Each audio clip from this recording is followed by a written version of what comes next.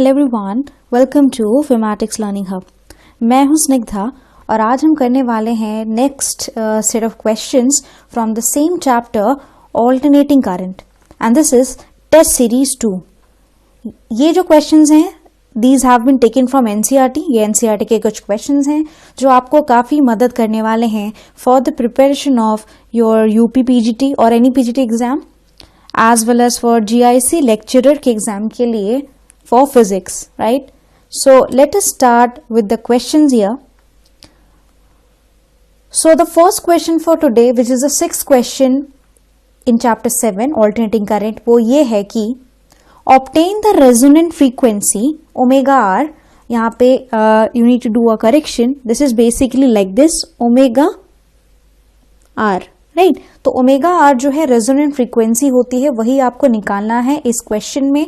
For which circuit? Series LCR means L C और R तीनों चीजें जो हैं आपके सीरीज में लगी हुई हैं। कुछ इस तरीके का आपका सर्किट होगा, right? You have your L, then you can have your means inductor लगा हुआ है, रेजिस्टर लगा हुआ है, एज वेल एज आपका एक कैपेसिटर लगा हुआ है इसी सर्किट में। Okay, so let me just try to draw it in a proper way. ये कैपेसिटर है एंड ये इसको कनेक्ट किया गया है एसी सप्लाई से ऑब्वियसली। सो कुछ इस तरीके का सर्किट है, आपको ध्यान देना है। तो इसमें आपको वैल्यूज दी गई है इंडक्टेंस की, कैपेसिटेंस की, एज वेल एज रेजिस्टेंस की, LCR which has been connected in series. इसमें आपको निकालना है सिंपली कि पहले तो आपको फाइंड आउट करना है resonant frequency omega R and then after that आपको फाइंड आउट करनी है Q value for this circuit, right? So we will find this step by step. तो पहले लिख लेते हैं वो सारी चीजें जो क्वेश्चन में दी गई हैं। एल इज द इंडक्टेंस जो कि इस क्वेश्चन में दिया गया है 2.0 henry. Okay, 2.0 henry. Then we have after this the next part which is your, let me just try to 2.0 Henry here. Then we have the capacitance. Capacitance question में दिया गया है 32 माइक्रोफैरेड। ओके, इसको आप कन्वर्ट करोगे जो farad में, तो micro means 10 to the power of -6, तो आपका आएगा 32 into 10 to the power of -6 farad. Okay, कुछ इस तरह से आपका है। So don't get confuse, this is 2.0 henry. Then resistance की वैल्यू दी गई है जो कि आपका दिया गया है यहाँ पे 10 ओम। ओके, तो ये गिवन है सारी चीजें। अब लिखते हैं what is the relation for resonant frequency जो कि आपका है ओमेगा आर। तो ओमेगा आर का फॉर्मूला आपका यहाँ पे जो होगा that is going to be like this. Omega R is going to be 1/√LC, right? So for a series resistance like LCR, series LCR circuit के लिए यहाँ पे जो रेजोनेंट फ्रीक्वेंसी की वैल्यू होगी यहाँ पे we are finding the omega R here. So it is your 1/√LC। अब यहाँ पे सिंपली आपने वैल्यू पुट कर देनी है, that is 1 now under now L की वैल्यू है यहाँ पे simply it is your, you can see this is 2 into here, then you can write C is your basically 32 and obviously not to forget the power 10 to the power of -6। तो जब आप इसको solve करेंगे, right, so it will be coming out as 1/8 into 10 to the power of -3। obviously we have taken the under root here and when you will solve it आपका जो omega R आएगा it will be coming out as 125 per second। So per second में मैंने आपको दे दिया है यहाँ पे इसकी value, right? So this is how we find out the resonant frequency. Next what we have, हमें यहाँ पे क्यू वैल्यू भी निकालनी है। ओके, सो लेट अस सी किस तरह से हम करेंगे। फॉर्मूला आपको याद रखना है सीरीज एलसीआर सर्किट के लिए। नाउ क्यू जो होता है विच is the Q value here, it is 1/R। Okay, Q value means quality factor, sharpness बताता है रेजोनेंस की, 1/R√LC। So let us put the value. This is 1/10 here and then we have under root के अंदर आपकी कौन कौन सी values आ जाएंगी, L आ जाएगा यहाँ पे and C जो कि है आपका 32 into 10 to the power of -6। Okay, now let us solve this. So we will get it as 1/10 into 1/, जब आप अंडर रूट लोगे तो कुछ इस तरह से आएगी value 4 into 10 to the power of -3, right. Now आप कैलकुलेट कर सकते हो, it will be coming simply coming out as 25। So this has got the value. So जो Q वैल्यू है यहाँ पे, this is 25, this is the value here, Q value. So हमने यहाँ पे बहुत easily omega r as well as Q की value निकाल ली है, विच इज योर 25 ईयर। सो कुछ इस तरह से इस क्वेश्चन को करना है। This is the question 7.6।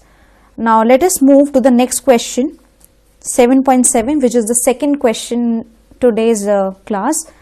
Test series कर रहे हैं हम। सो समहाउ ये क्वेश्चंस जो है आपको किस तरह से क्वेश्चंस को सॉल्व करना है, तरीका you will get to know for sure. Also आपके मेंस के अगर एग्जाम्स होंगे, if you go to give the mains, अगर आपने GIC प्री डेफिनेटली क्वालिफाई कर लिया है, तो कुछ इसी तरह से आपको क्वेश्चंस को सॉल्व करने का अप्रोच रखना चाहिए। ऑब्वियसली आपकी स्पीड ज्यादा होनी चाहिए so that you can manage the things with in the time. Now second question 7.7 question है कि एक चार्ज 30 माइक्रोफैरेड का कैपेसिटर है, उसको कनेक्ट किया गया है to a 27 milli henry inductor. Inductor की जो यूनिट दी गई it is in mH, milli henry it is, not to get confuse with it. So इसमें आपको निकालना है what is the angular frequency of the free oscillations. तो अगर आप देखोगे सर्किट में आपको एग्जैक्टली दिया गया है, पहले वो चीजें हम लिख लेते हैं। यहाँ पे मुझे कैपेसिटेंस की वैल्यू यहाँ दी गई है। Capacitance is your 30 microfarad. Microfarad को again we will convert it 30 into 10 to the power of -6 farad here. Then और क्या दिया गया है, इंडक्टेंस की वैल्यू दी गई है, it is your 27 milli hertz. So let us write it, it is your 27 milli है तो obviously 10 to the power of -3, not hertz, sorry, this is henry. Okay, so this is milli henry basically. Now angular frequency जब आपको निकालनी है ऐसे circuit के लिए, एक ऐसी सर्किट है जहां पे आपको क्या दिख रहा है, एक तो कैपेसिटर दिख रहा है as well as inductor, means ये LC सर्किट है। तो यहाँ पे फॉर्मूला जो हो जाएगा for your angular frequency of the free oscillation is your omega R, right. So again you will write it as 1/√LC। यही फॉर्मूला आपको यूज करना है। So let us put the values now. 1/, अब under root के अंदर हम यहाँ पे वैल्यूज लिख देंगे, that is your 27, okay, into 10 to the power of -3 for show, into 30 into 10 to the power of -6, ये फैरेड में आ गया। ओके, नाउ जब आप ऑब्वियसली इसको कैलकुलेट करोगे, you simply need to take proper care of the powers here. So ये आपका कुछ इस तरह से आएगा, दैट इज 1/, या आएगा अंडर रूट को जब आप सॉल्व करोगे, it will be coming out as 9 into 10 to the power of -4, right. So let us see what the answer will be on dividing it. I'll get it as 1.11 into 10 to the power of 3, right? Now what will be the unit? क्योंकि ये आपका angular frequency है, so this is going to be your radian per second here. Radian per second is the value here that we will be doing here. So जो angular frequency है free oscillations की इस circuit के लिए is 1.11 and we have simply got the value here. So this was the second question. I hope ये question आपको अच्छे से समझ में आ चुका है। Now let us see what is the third question here. Okay, this is the 8th question in this chapter, alternating current. तो क्वेश्चन है, मान लीजिए कि जो इनिशियल चार्ज है कैपेसिटर का, जो आपको प्रीवियस वाले क्वेश्चन में दिया गया था, ऑब्वियसली जो हमने अभी क्वेश्चन सॉल्व किया है जहां पे आपको दिया गया था 30 माइक्रोफैरेड का कैपेसिटर जोड़ दिया गया था to a 27 mH inductor, previous question similar इस क्वेश्चन से रिलेटेड ही है नेक्स्ट वाला क्वेश्चन। सो यहां पे अगर इनिशियल चार्ज है on the capacitor is your this 6, okay, like this is milli capacitance में यहां पे दिया गया है बेसिकली। तो यहां, sorry not capacitance, this is basically charge on the capacitor. So ये आपको ऑब्वियसली कूलम में आएगा। सो यहां पे ये है 6 milli coulomb. To avoid any confusion, I'll write it here. This is basically millicoulomb. Okay, right. 6 millicoulomb. Obviously 10 to the power of -3 यहाँ पे आएगा। यहाँ पे आपको बताना है कि टोटल एनर्जी कितनी स्टोर है इस सर्किट में इनिशियली शुरुआत में, एंड उसके बाद बताना है total energy at later time, बाद में कितनी होगी। तो पहले मैं बता देती हूँ प्रीवियस क्वेश्चन में जो जो वैल्यूज हमें दी गई थी, तो उसी से रिलेटेड ये क्वेश्चन है। देखिए कैपेसिटेंस जो दिया गया था कैपेसिटर का in the previous question, okay, आप रिवाइंड भी कर सकते हो, I am writing the values here. वो दिया गया था सबसे पहले 30 microfarad, which is your 30 into 10 to the power of -6 farad. Then we have the value of L, which is your inductance of the inductor. This is given to be 27 mH, right, milli Henry. So उसको convert करके आ जाएगा 27 into 10 to the power of -3 Henry. Very easy to do, कुछ difficult नहीं है यहाँ तक. Then capacitor पे जो charge है obviously which is your Q, that is basically 6 milli coulomb, तो कन्वर्ट कर देते हैं 6 into 10 to the power of -3 coulomb आ जाएगा आपका ये। अब टोटल एनर्जी कितनी स्टोर है वो दी जाती है by this relation. So this is the energy relation that you need to remember for this particular circuit, जहां पे आपका एक कैपेसिटर एज वेल एज एक इंडक्टर कनेक्ट हो एलसी सर्किट के लिए। सो एनर्जी जो कि टोटल एनर्जी स्टोर होगी कैपेसिटर में, it will be given as half Q square by C, right.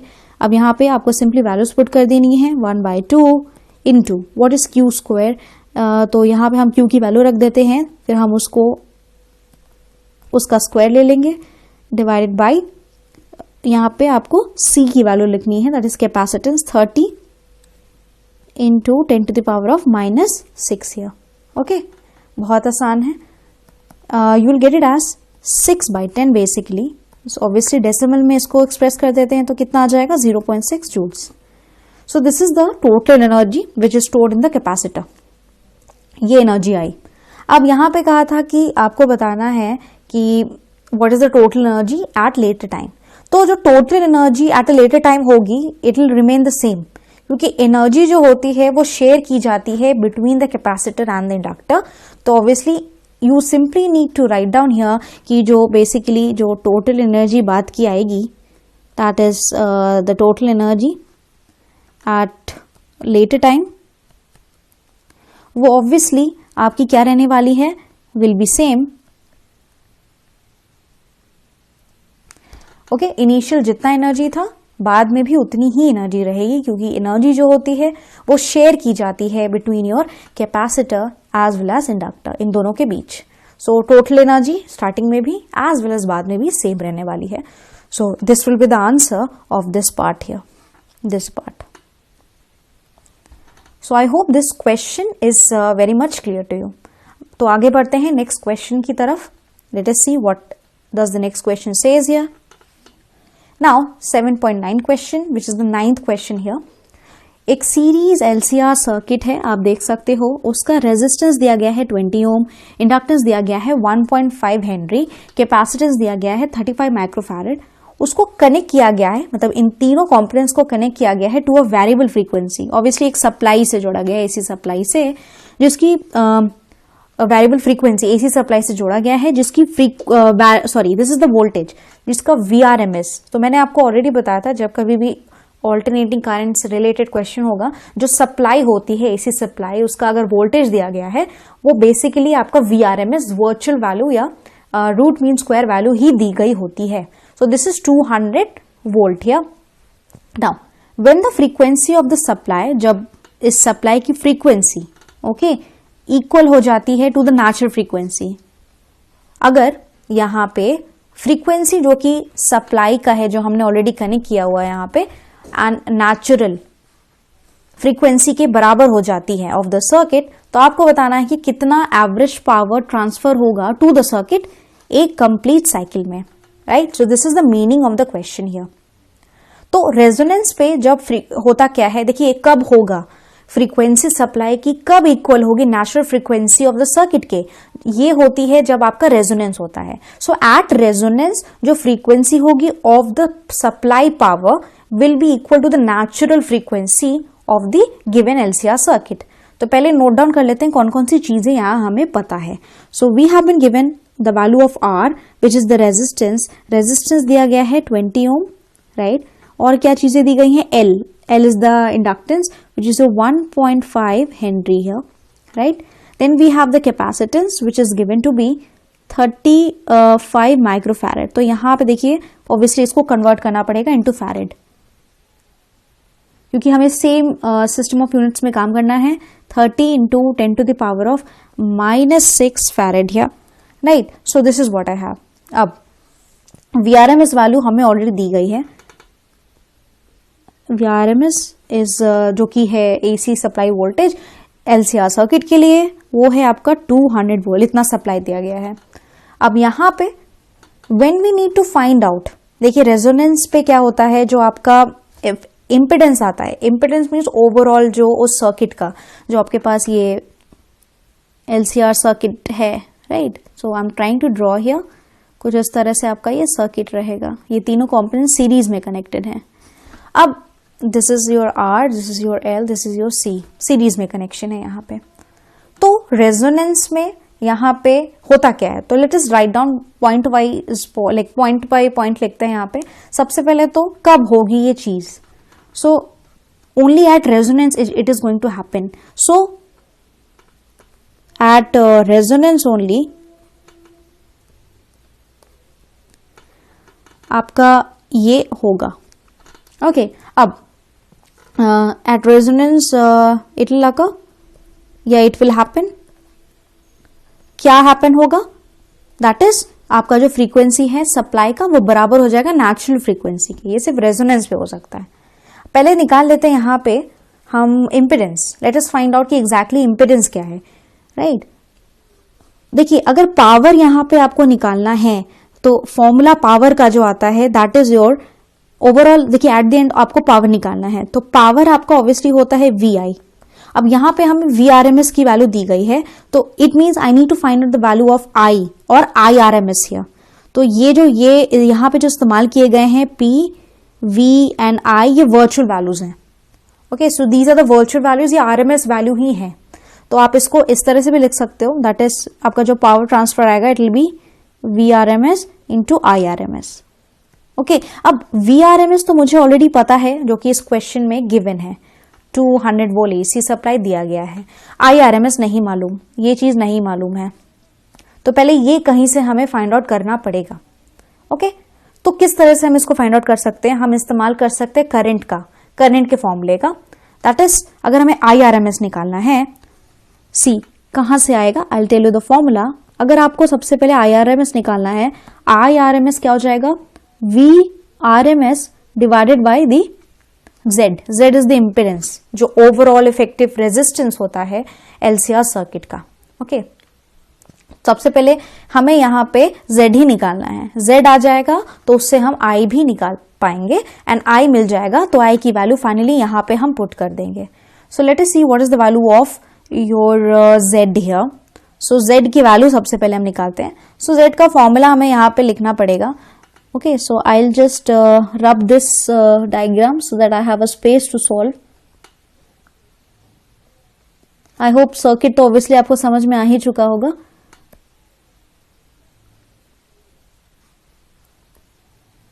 तो कुछ इस तरह से हम जो है we will try to solve it. So let us just try to solve this part.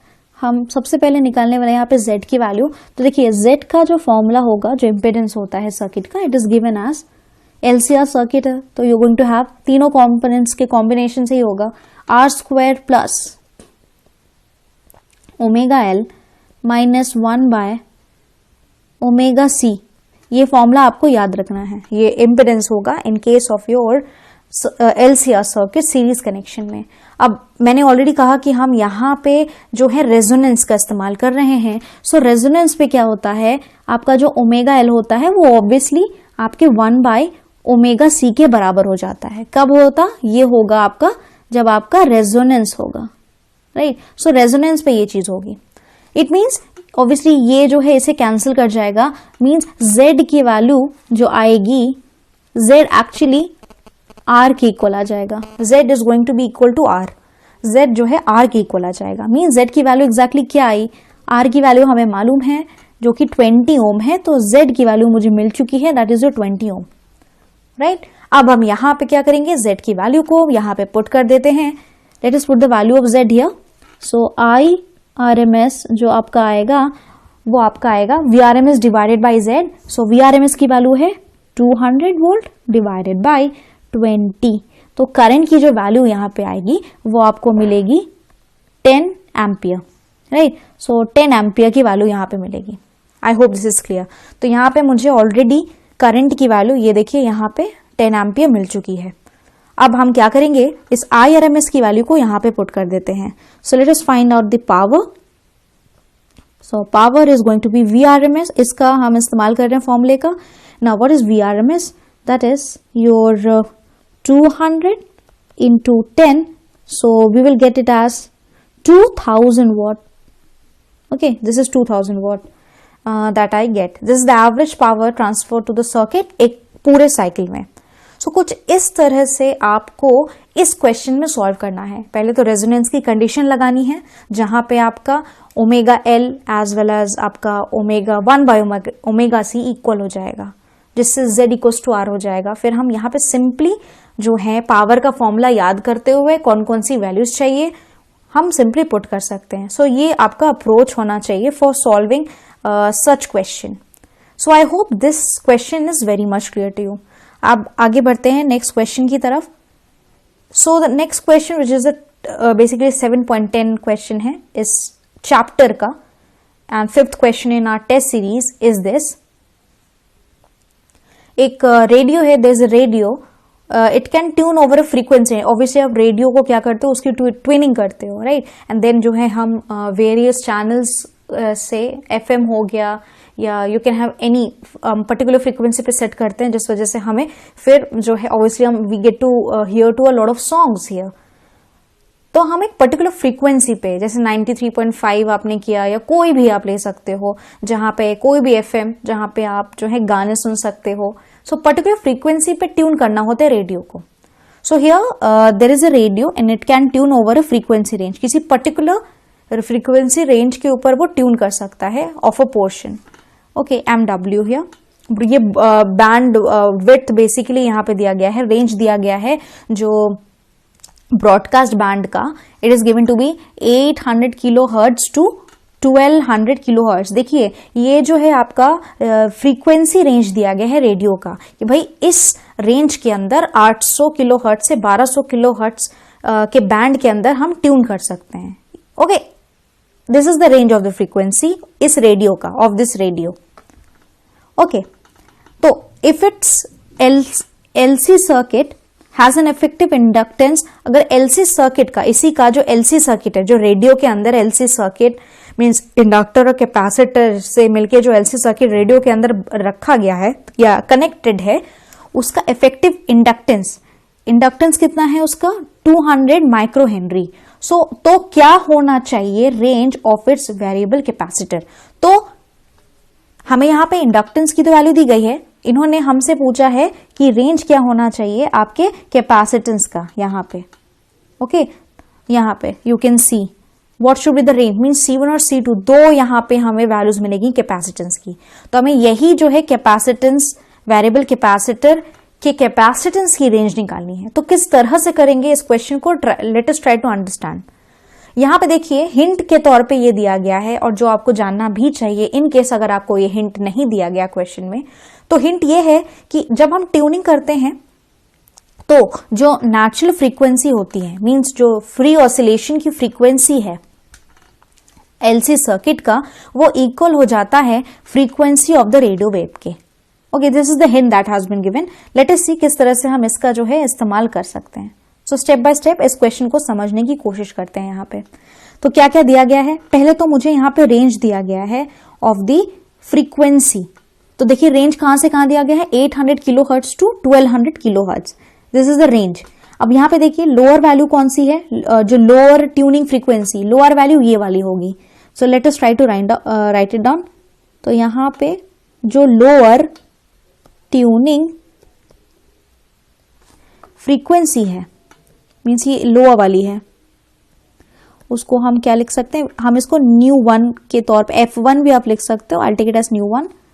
कितनी है, this is your 800 kilohertz. अब इसको कन्वर्ट कर देते हैं हर्ट्ज में, this is your 800 into kilo में मीन्स 10⁻³ हर्ट्ज, ये लोअर वाली ट्यूनिंग फ्रीक्वेंसी है। उसी तरह से आप लिखोगे upper tuning frequency, upper tuning frequency जो कि बड़ी वाली होगी, इसमें से जो बड़ा होगा वो आपकी अपर ट्यूनिंग फ्रीक्वेंसी होगी, उसको ले लेते हैं ν2। आप एल भी ले सकते हो, यू भी, न्यू एल न्यू यू, जो भी आप नोटेशन इस्तेमाल करिए। I have taken it to be ν1 and ν2, so 1200 kilo hertz. Again इससे कन्वर्ट करेंगे, so I will get it as 8 not 8 sorry, this is basically your 1200, this is 1200 into 10⁻³ hertz. ठीक है, ये अपर ट्यूनिंग फ्रीक्वेंसी हो गई। अब यहाँ पे ऑब्वियसली एल की वैल्यू ये दी गई है, मैं यहाँ पे नोट दिखा देती हूँ आपको। This is the value of L that has been given. Okay, तो इसको आप कन्वर्ट करोगे, एल आपका बेसिकली हो जाएगा यहाँ पे 200 इंटू, देखिए माइक्रो है तो 10⁻⁻6 हेनरी हो जाएगा। ओके, अब कैपेसिटेंस जो होती है किसी भी वेरिएबल कैपेसिटर की, हम दोनों फ्रीक्वेंसीज के लिए निकालेंगे। पहले हम निकालेंगे ν1 के लिए, उसके बाद निकालेंगे ν2 के लिए। सो फॉर्मूला जो होता है C का, C is equals to basically 1/ω²L। So let us try to write down here, क्योंकि ऑब्वियसली आपने ये फॉर्मूला पढ़ा ही होगा जहां पे हमने निकाला था, दैट इज ओमेगा जो कि आपकी फ्रीक्वेंसी थी, इट वॉज योर 1/√LC। अब दोनों साइड को स्क्वायर कर देते हो अगर, तो ये ओमेगा स्क्वायर हो जाता है एंड ये हो जाएगा 1/LC। तो यहां से अगर आप C निकालोगे, ठीक है, यहां से आप C निकालोगे तो बेसिकली C का जो फॉर्मूला बनेगा वो आपका आएगा दैट इज 1/ω² इंटू L। तो इस फॉर्मूले का आपका इस्तेमाल करना है जो कि यहां से निकल के आया है। Okay, so this is something that you need to use here. So let us try to do this. C तो ω² का हम रख सकते हैं। अब ओमेगा की वैल्यू आपको मालूम ही है, हम ओमेगा को एक्चुअली लिख सकते हैं 2πν, तो इसी का हम इस्तेमाल करेंगे ν1 ν2। तो जब आप C1 निकालोगे आपको इस्तेमाल करना है इस फॉर्मूले का। So just look at this formula properly, C equals to 1/ω²L। अब निकालते हैं C1, तो C1 आपका हो जाएगा 1/ω² या हम इसको लिख सकते हैं 2ν1 दैट इज 1/2π∙ यहां से हमने ओमेगा इक्वल्स टू 2πν। ऑब्वियसली इसका स्क्वायर होगा, you need to simply square it up, आपको इसको स्क्वायर करना पड़ेगा, then you can put the value of L here. Okay, तो let us put the value here, let us see कितना आएगा, that is 1/, देखिए ब्रैकेट के अंदर आपका क्या आएगा 2π इंटू 800, ν1 इज 800 इंटू 10⁻³। अब इसका आप क्या करेंगे, स्क्वायर लेंगे इंटू L। L की वैल्यू क्या है यहाँ पे, L यहाँ पे देखिए you can see 200 into 10⁻⁻6, this is the value here.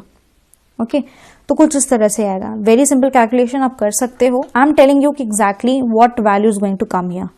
तो देखिए यहाँ पे जो C1 की वैल्यू आएगी वो आएगी कुछ इस तरह से, दैट इज 1.9809 इंटू 10⁻⁻10। ठीक है, ये इतना फैरेड आ जाएगा, यहाँ पे इतना फैरेड आ जाएगा। आप इसको कन्वर्ट भी कर सकते हो, आपकी मर्जी है। तो मुझे सबसे जो पास वाला लग रहा है कन्वर्जन का, I will take it in your picofarad. Picofarad में जब आप इसको कन्वर्ट करोगे तो आपका एक्चुअली ये जो डेसिमल है वो शिफ्ट हो जाएगा। जैसे 198 है, it will come out as 198.1, this is in picofarad. Okay, means आपने कहां तक शिफ्ट किया है सिंपली, और आपने सिंपली राउंड ऑफ कर लिया, 0.1 आ गया यहाँ पे। तो पिको फैरेड में आपको डेसिमल को यहाँ पे शिफ्ट करना है 2 प्लेस पीछे, यहाँ पे आपका डेसिमल आ जाएगा। तो कुछ इस तरह से C1 की वैल्यू आपको मिल चुकी है एज 198.1 पिको फैरेड। तो ये रहा वैल्यू जहां पे आपने फाइंड आउट कर लिया capacitance of the variable capacitor for which frequency, for your lower tuning frequency. Okay, so I hope this part is clear. उसी तरह से आपको सेकेंड पार्ट अब सॉल्व करना है। सो आप नोट कर सकते हो यहाँ तक। so that I can solve आगे का पार्ट. So मैं आगे का पार्ट सॉल्व करना I'm going to do that. आप यहाँ पे पॉज करके भी सोल्यूशन को नोट डाउन कर सकते हो. Now let me try to erase everything so that I have a lot of space to solve this question here. Now अब हम करते हैं ओमेगा 2 दैट इज C2 के लिए. C2 ऑब्वियसली जब हम यहाँ पे फाइंड आउट करेंगे C2 की वैल्यू क्या आ जाएगी. अगेन वही फॉर्मूला इस्तेमाल करना है. मैं डायरेक्ट रख रही हूं 1/2 pi nu 2 that is 2 into, आप यहाँ पे पाई की वैल्यू 3.14 रख सकते हो, कोई प्रॉब्लम नहीं है. 3.14 okay, it is up to you. Into 1200 into 10 to the power of 3. ये हो गया आपका न्यू 2 के लिए, that is for the higher one here. आप इसका स्क्वायर कर दोगे एंड देन यहाँ पे आप क्या रखोगे 200 into 10 to the power of -6. Again जब आप इसको सॉल्व करोगे, मैं डायरेक्ट लिख रही हूँ, कितना अगर आपका आता है पिको फैरेड में आप कन्वर्ट करके देख सकते हो. It will come out as 88.04 picofarad. Okay, ये पिको फैरेड में आ चुका है. तो यहाँ पे आप देख सकते हो this is the value of C2 और C1 मेरे पास कितना था. C1 जो मुझे मिला था पिको फैरेड में, I got it as 198.1 picofarad. तो ये मुझे C1 की वैल्यू मिली थी. तो आप यहाँ पे देख सकते हो ये मुझे रेंज मिल चुका है. तो जो रेंज है वेरिएबल कैपेसिटर का वो है आपका, I write down the range here. तो रेंज कितना आया वही निकालना था हमें. That is the range of the variable capacitor. It is 88.04 picofarad to 198.1 picofarad. ये आपका रेंज आ जाएगा. तो कुछ इस तरह से आपको क्वेश्चन सॉल्व करना है. Lower tuning frequency, upper tuning frequency पहले जाननी होगी जो कि क्वेश्चन में गिवन है. फिर कैपेसिटेंस का सिंपली फॉर्मूला लगाना है. हमने कहां से फॉर्मूला उठाया था, हमने सिंपली यूज किया था omega equals to 1/√LC and omega की वैल्यू हमने रख दी थी 2 पाई न्यू. तो फॉर न्यू 1 एंड न्यू 2 हमने यहाँ पे वैल्यूज पुट कर दी थी, जहां से हमने C1 कैपेसिटेंस के लिए फॉर्मूला बना लिया था एंड हमने यहाँ पे रेंज भी मालूम कर ली.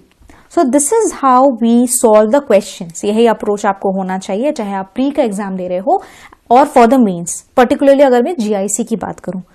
So that's it. यहीं तक थे आज के क्वेश्चंस. इसी तरह से मेरे वीडियोस को जरूर देखते रहिएगा. आपको आई होप काफी मदद करेंगे ये solutions that I am trying to explain you in a detailed way. So do like my channel.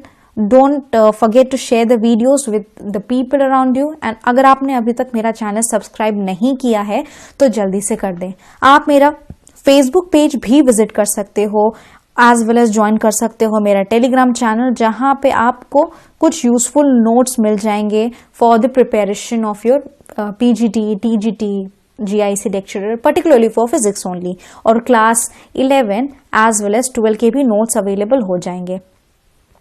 So do not forget to subscribe my channel. आप सबसे मैं मिलूंगी अब next series like set of questions के साथ, जहां पे again हम नेक्स्ट सेट ऑफ क्वेश्चंस को सॉल्व करेंगे और समझने की कोशिश करेंगे. तब तक के लिए thank you so much everyone.